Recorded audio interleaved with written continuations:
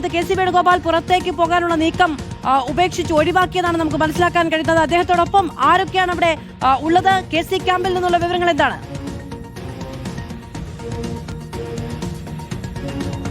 അതും അങ്ങനെ തന്നെയാണ് നമ്മൾ വിചാരിച്ചിരുന്നത്. കാരണം ഈ രാഹുൽ ഗാന്ധിയുടെയും ഖർഗെയുടെയും കൂടിക്കാഴ്ചയിൽ പങ്കെടുക്കാനായിട്ട് കെ.സി. വേണുഗോപാൽ ലോധി എസ്റ്റേറ്റിലെ 51-ാം നമ്പർ വീട്ടിൽ നിന്ന് മല്ലികാർജുൻ ഖർഗെയുടെ 10 രാജാജി റോഡിലെ വീട്ടിലേക്ക് പോകുമെന്നായിരുന്നു ആദ്യം കരുതിയത്. അതിനായിട്ട് ഡ്രൈവർ പുറത്തേക്ക് ഇറങ്ങി വരുന്നു, കാർ എടുത്ത് മുന്നിലേക്ക് ഇടുന്നു. അതിനുശേഷം കുറച്ച് സമയം മാത്രമാണ് ആ കാർ അവിടെ ഉണ്ടായിരുന്നത്. പിന്നാലെ ആ കാർ പിറകുവശത്തേക്ക് മാറുകയായിരുന്നു. ഈ ദൃശ്യങ്ങളിൽ നമുക്ക് വരികയാണെങ്കിൽ ഇപ്പോൾ മാധ്യമപ്രവർത്തകരുടെ നീണ്ട നിരയാണ് കെ.സി. വേണുഗോപാലിന്റെ വസതിക്ക് മുന്നിൽ നമുക്ക് കാണാൻ കഴിയുന്നത്. മാധ്യമപ്രവർത്തകർ മാത്രമാണുള്ളത്. തൊട്ടപ്പുറത്ത് എറണാകുളത്ത് ആലുവയിൽ വി.ഡി. സതീശന്റെ വീട്ടിൽ അനുനായികളും എല്ലാവരും ഒരുമിച്ച് നിൽക്കുമ്പോൾ കെ.സി. വേണുഗോപാലിന്റെ ദില്ലിയിലെ വസതിയിൽ അന്ന് വെച്ച ഈ ഫ്ലെക്സും കുറച്ച് മാധ്യമ സംഘം ഈ കാര്യങ്ങളൊക്കെ കൃത്യമായി റിപ്പോർട്ട് ചെയ്യാനും മാത്രമാണ് നമുക്ക് എന്തായാലും നിലവിൽ കാണാൻ സാധിക്കുന്നത് എന്നുള്ളതാണ്.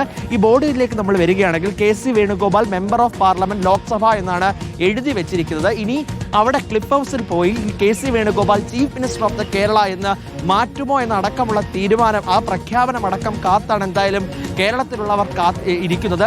എന്തായാലും കൗണ്ട് ഡൗൺ അടക്കം നമ്മൾ ഇട്ട് ഈ കെ.സി. വേണുഗോപാലിന്റെ വീടിന് മുന്നത്തെ ദൃശ്യം കാണിച്ച സമയത്ത് കെ.സി. വേണുഗോപാലിന്റെ അടുത്ത നീക്കം എന്താണ്?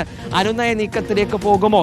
ജനവികാരം മാനിച്ച് ഹൈക്കമാൻഡ് എടുക്കുന്ന തീരുമാനത്തിനൊപ്പം കെ.സി. വേണുഗോപാൽ നിൽക്കുമോ എന്നടക്കമുള്ള ആകാംക്ഷ കുറച്ചു നേരത്തേക്ക് നമുക്ക് മുന്നിൽ ഉണ്ടായിരുന്നുവെങ്കിലും പിന്നീട് കെ.സി. വേണുഗോപാലിന്റെ വീടിന് മുന്നിൽ തന്റെ ആ കറുത്ത കാറ് എടുത്ത് പിറകുവശത്തേക്ക് മാറ്റുന്ന സാഹചര്യമാണ് കണ്ടത്. ഇപ്പോഴും കെ.സി. എന്താണെന്ന് വ്യക്തമാക്കിയിട്ടില്ല. പ്രഖ്യാപനത്തിന് ശേഷമാണ് ഒരു പ്രതികരണം എന്നടക്കമുള്ള കാര്യത്തിൽ ഒരു ആകാംക്ഷ തുടരുന്നു.